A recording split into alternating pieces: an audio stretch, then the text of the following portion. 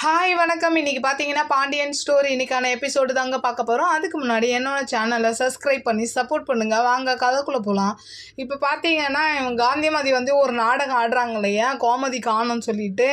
அப்போ பார்த்தீங்கன்னா எல்லோரும் கதிர்லேருந்து செந்தில் எல்லாருமே வந்துடுவாங்க. இவருமே கடையை அடைச்சிட்டு வந்துடுவார். பாண்டியனும் சரவணனும் கடையை அடைச்சிட்டு வந்துடுவாங்க. வந்து எங்கெங்கே தேடி பார்க்குறாங்க, அவங்கள ஆளே காணும். அப்புறம் மீனாவுக்கு ஃபோன் பண்ணலான்னு சொல்லிட்டு போவாங்க ராஜி.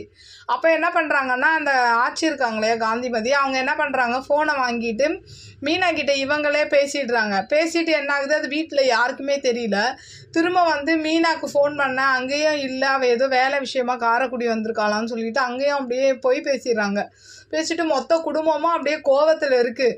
என்ன பண்ணுறதுன்னு தெரியாமல் எல்லாரும் இன்னொரு தடவை போயிட்டு எல்லா இடத்துலையும் தேடி பார்க்குறாங்க. அவங்க இல்லவே இல்லை.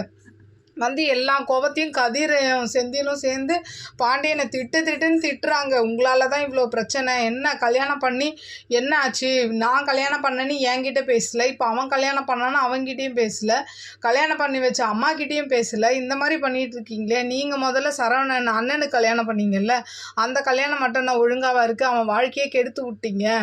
இப்போது நாங்கள்லாம் சேர்ந்து உங்ககிட்ட பேசாமல் இருந்தால் நீங்கள் ஒத்துப்பீங்களா அப்படின்ற மாதிரி செந்தில் அப்படி பயங்கரமாக கேள்வியெல்லாம் கேட்பாரு.